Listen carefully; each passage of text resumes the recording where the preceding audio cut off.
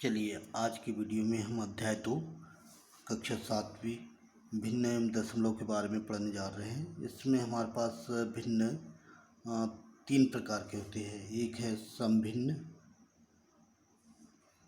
दूसरा विषम भिन्न और तीसरा है मिश्रित भिन्न। तो समभिन्न को हम उचित भिन्न भी कहते हैं। सम को हम उचित भिन्न भी कहते हैं। ऐसा भिन्न जिसका अंश छोटा और हर बड़ा हो, अंश छोटा हर बड़ा हो, वो कहलाता है उचित भिन्न या समभिन्न। ऐसा भिन्न जिसका अंश बड़ा और हर छोटा हो, वो कहलाता है विषम भिन्न। विषम भिन्न में एक भाग पूरा होता है और विषम भिन्न को ही जब हम एक भाग को अलग कर देते हैं तो ये जो बचा हुआ हमारा भाग रहता है, ये हमारा इस तरह से हम इसको लिखेंगे तो ये मिश्रित भिन्न के अंतर्गत आता है। इसी पर आधारित हम पहली प्रश्नावली देखते हैं। पहली प्रश्नावली का क्वेश्चन नंबर पहले का हम पहला भाग देख रहे हैं। क्वेश्चन नंबर 1 का पहले का पहला भाग दिया है 2 ऋण 3/5 को हल करना है। तो हम क्या करेंगे,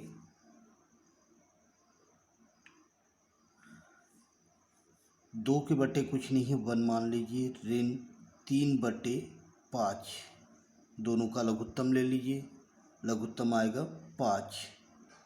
1 का भाग 5 में देंगे 5 बार जाएगा, 5 का गुना हम 2 में करेंगे, 5 दूनी 10 ऋण 5 का भाग 5 में देंगे 1 बार, 1 का गुना हम 3 में करेंगे, 3 1 का 3। 10 में से 3 चले जाएंगे तो बचेंगे हमारे पास 7/5। ये हमारे पास आ गया विषम भिन्न। अब इसमें हम चाहो तो इसको ऐसे भी लिख सकते हैं, 5 एकम 5 बचे 2/5।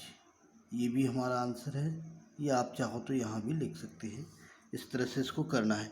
इसी का हम देखते हैं छठवां भाग। छठवें भाग में दिया है 2 सही 2/3 धन 3 सही 1/2। इसको हल करना है हमें। तो सबसे पहले तो हम इसको मिश्र भिन्न में है, इसको विषम भिन्न में बदल देते हैं। तो ये पहले हम लिख ले 2/3 धन 3 सही 1/2 बराबर से, ये हमारा 3 2 6 6 2 8 8/3 धन 3 2 3 6 6 और 1 7 7/2। दोनों का लघुत्तम ले लीजिए, लघुत्तम आएगा 6। 3 का भाग 6 में दीजिए 2 बार, 2 का गुना 8 में करिए, 8 दूनी 16।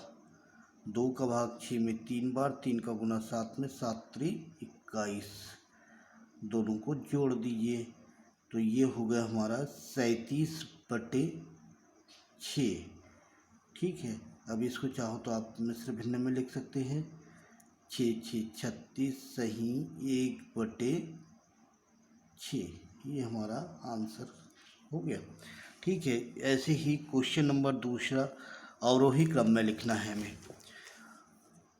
निम्नलिखित को अवरोही क्रम में लिखिए। क्वेश्चन नंबर दूसरा है। क्वेश्चन नंबर दूसरे का पहला, इसमें दिया है 2/9 2/3 और 8/21। अवरोही क्रम में लिखने के लिए हम सबसे पहले क्या करेंगे, इनका लघुत्तम लेंगे। किस किस का, 9 का, 3 का और 21 का। इनका लघुत्तम समापवर्तक लेंगे।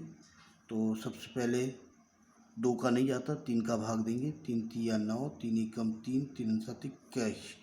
तो एलसीएम हमारा आ जाएगा 3 × 3 × 7, 3 7 21 दिया 63, 63 हमारा एलसीएम आ जाएगा। ये हमारी करने की विधि है, ये आप चाहो तो इसको नोट कर लो, या ये रफ कार्य है। तो हम इसको हल करेंगे।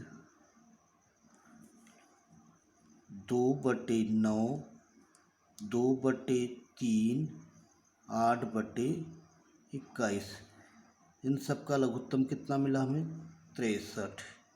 9 का भाग 63 में दीजिए, कितने बार जाएगा? 7 बार। 7 का गुना 2 में करिए, 7 दूनी 14। 3 का भाग 63 में दीजिए, कितने बार? 21 बार। 21 का गुना 2 में करिए, तो ये कितना हो जाएगा? 21 दूनी 42।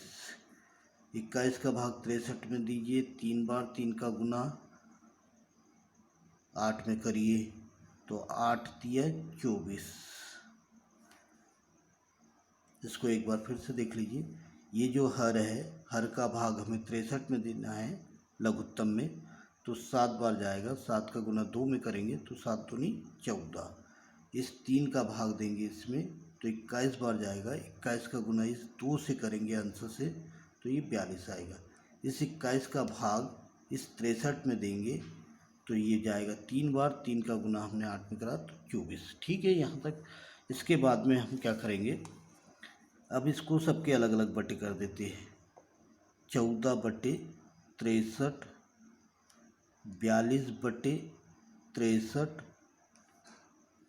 24/63। अब देखिए इसमें से कौन से क्रम में लिखना है हमें? अवरोही, अवरोही यानी घटता क्रम, अवरोही क्रम यानी हमें किस क्रम में लिखना है? घटते क्रम में। ठीक है, तो सबसे पहले बड़ी संख्या लिखेंगे, तो कौन है? 42, 42/63। अब ये नीचे का लघुत्तम तो मतलब हर तो बराबर हो गया, तो ऊपर वाली संख्या जो बड़ी होगी वो बड़ी होगी। ये इससे छोटी कौन सी है?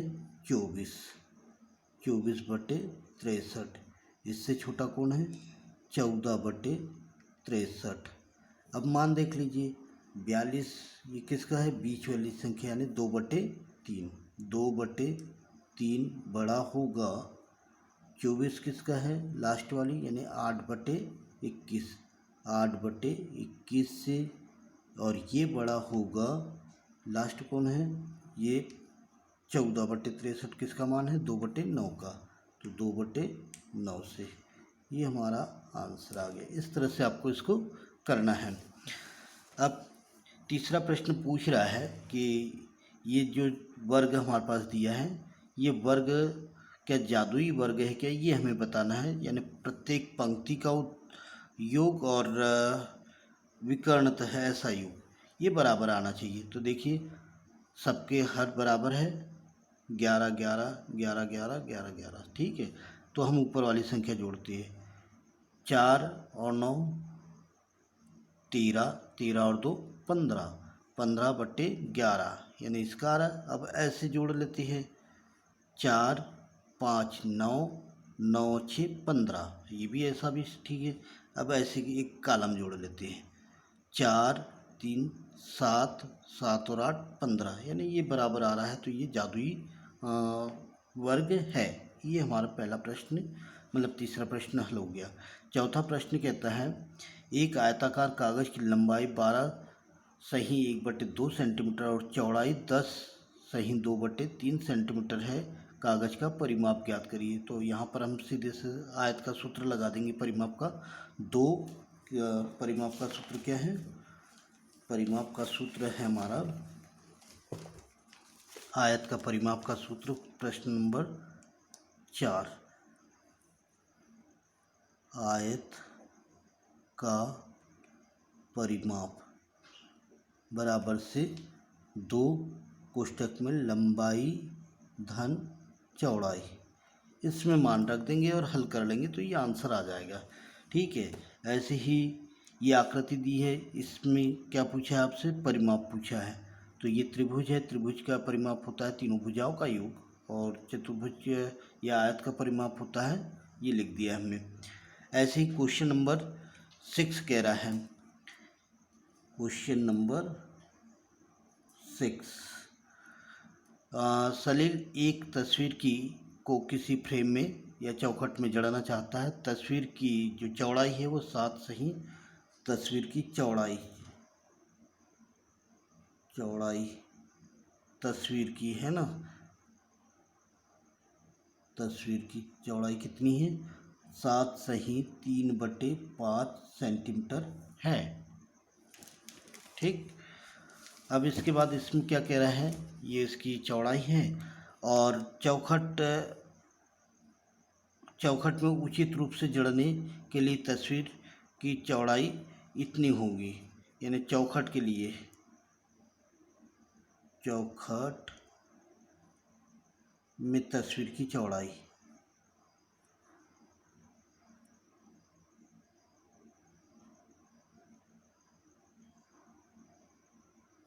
बराबर से 7 सही 3/10 सेंटीमीटर होगी। इससे ज़्यादा नहीं हो सकती। ठीक है, तो हमें क्या करना है, तस्वीर में कितनी काट छाट करना है, तो हम क्या करेंगे, तस्वीर में से ये काट छाट वाले को घटा देते हैं। यानी तस्वीर की जो चौड़ाई है, तस्वीर की चौड़ाई कितनी है, 7 सही 3/5 में से हम ये चौड़ाई घटा देंगे, 7 सही 3/10। ठीक है, तो ये दोनों का लघुत्तम लीजिए, कितना आएगा 10। पहले तो इसको सरल कर लीजिए, 35 और 3 38, 38/5 ऋण घटाना है 70 और 3 73, 73/10। अब इन दोनों का लघुत्तम आ जाएगा 10। 5 का भाग दीजिए 10 में 2 बार, 2 का गुना 38 में करिए तो 38 दूनी 76। ठीक है, ऋण 10 का भाग 10 में 1 बार, 1 का गुना 73 में, तो ऋण 73 जैसे का वैसी। अब 73 चला जाएगा 76 में से, तो 3/10 बचेगा सेंटीमीटर। इतनी उसमें काट छाट करना पड़ेगा तस्वीर की चौड़ाई में। ठीक है, तस्वीर की चौड़ाई में कितनी काट छाट करना पड़ेगा, 3/10 सेंटीमीटर की काट छाट करना पड़ेगा। इस तरह से आप इसके सवाल देख लीजिएगा, जो नहीं बनेंगे वो आप हमसे पूछ लेना।